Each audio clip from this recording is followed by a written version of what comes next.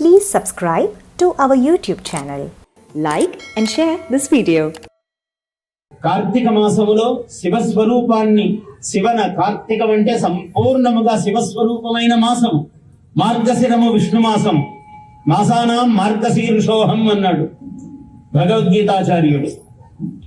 మార్గశిర మాసము విష్ణు మాసము. అయితే కార్తీక మాసంలో కూడా విష్ణు స్మరణ పెట్టారు. ఎందుకంటే శివుడు గొప్ప విష్ణువు గొప్ప అని అనుకునే మనుష్యులు ఉన్నారు లోకంలో. ఇంకా శంకరాచార్యుల వారు ఎంత గొప్పగా చెప్పారంటే, శంకర భగవత్పాదులు, వాయా నువ్వు చాలా గొప్పదానివి, ఎంత జ్ఞాని, వాడు ఒంటి నిండా నామాలు పెట్టుకుని ఉంటాడు, కానీ ఎక్కడో శివద్వేషం పడచూపుతూ ఉంటుంది. ఆ మాయ ఆవరిస్తూ ఉంటావు. నువ్వు ఎంత చదువుకున్నా నువ్వు మాయవు కమ్మేస్తావు. చక్కగా విభూతి పెట్టుకుంటాడు, వాడికి విష్ణు ద్వేషం ఉంటుంది లోపల. శివుడే గొప్ప అంటే తప్పులేదు, విష్ణువే గొప్ప అనుకుంటే తప్పులేదు, కానీ విష్ణువు గొప్ప అన్నవాడికి శివుడు పడదు. మళ్ళీ అందరూ సమత్వమే ప్రపంచమంతా, శివుడు ఒక్కడు పడడు. శివుడు, గణపతి, కుమారస్వామి, అమ్మవారు పడదు. ఈ నలుగురు తప్ప వాడికి ప్రపంచమంతా సమమే. ఎట్లయ్యా? ఏమి జ్ఞానము ఏట్లో వేయడానికి కూడా పనికిరాదు. అందువల్ల ఇవన్నీ ఎరిగినవాడు మహాత్ముడు ఆయన శంకర భగవత్పాదులు. వారికి కోటి కోటి కోటి కోటి కోటి నమస్కారములు. శంకర భగవత్పాదాచార్యులు ఆయన పుట్టకపోతే ఈ జాతి ఏమై ఉండేదో ఇవాళ. అటువంటి మహానుభావుడు. ఆయన చెప్పినన్ని విష్ణు స్తోత్రములు ప్రపంచంలో ఏ వీరవైష్ణవుడు కూడా చెప్పలేదు. అన్ని విష్ణు స్తోత్రములు చెప్పాడు ఆయన మహానుభావుడు. ఎందుకంటే సమత ఒకరికి బోధించేటప్పుడు తాను ఆచరించాలి. ఆయన కదా జగద్గురువు. ఆయన ఆచరించి చూపించాడు. అన్ని శంకర పీఠముల యందు, చతురామ్నాయ పీఠముల యందు నారాయణ స్మరణము పెట్టాడు. అల్పాక్షరం పూర్వం అన్నాడు వ్యాకరణ శాస్త్రంలో. అల్పాక్షరం అంటే చిన్న అక్షరాలు ముందు వస్తుంటాయి అన్నాడు. శివ పార్వతులు అన్నాడు. లక్ష్మీ నారాయణులు. నారాయణ శబ్దం పెద్దది, లక్ష్మీ చిన్నది. అట్లనే శివ కేశవులు అన్నాడు. అల్పాక్షరములు ముందు వస్తాయి. అలాగే ఓం నమ శివాయ 5 అక్షరాలే.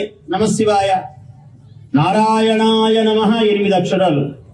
అల్పాక్షరం పూర్వం అని, తనకి ఇష్టదైవమని శంకరాచార్యుల వారు శంకర పీఠాలలో, ఆమ్నాయ పీఠములలో ఓం నమ శివాయ అన్న శబ్దము పెట్టలేదు. ఆయన నారాయణ స్మరణం అన్నాడు. నారాయణ నారాయణ అని అంటూ ఉంటారు జగద్గురువులు.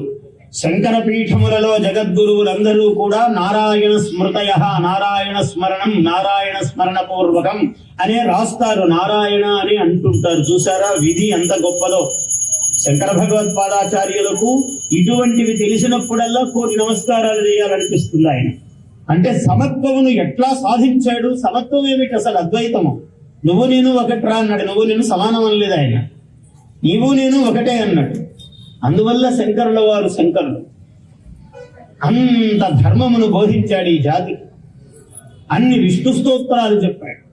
భజ గోవిందం భజ గోవిందం, గోవిందం భజ మూఢమతే అని చెప్పాడు.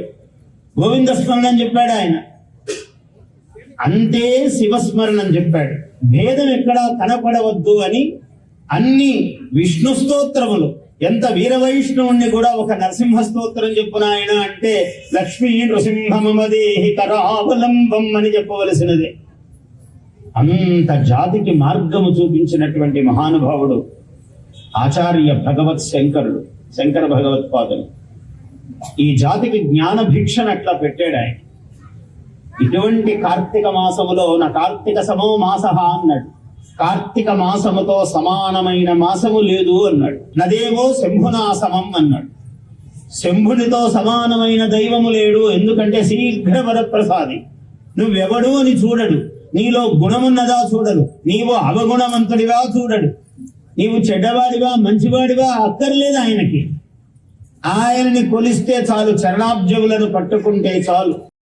Please subscribe to our YouTube channel. Like and share this video.